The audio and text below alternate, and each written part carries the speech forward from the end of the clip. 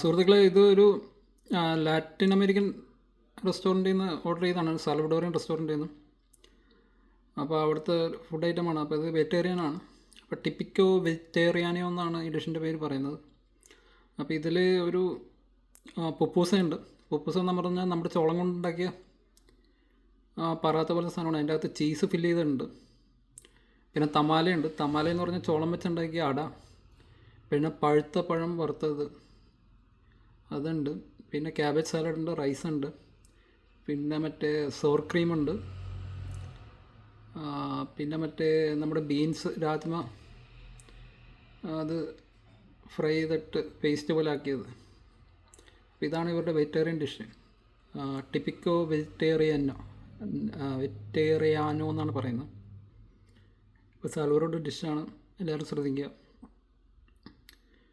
നമുക്കും വേണമെങ്കിൽ കേരളത്തിൽ ട്രൈ ചെയ്യാവുന്നതാണത്. ടിപ്പിക്കോ വെജിറ്റേറിയാനോ.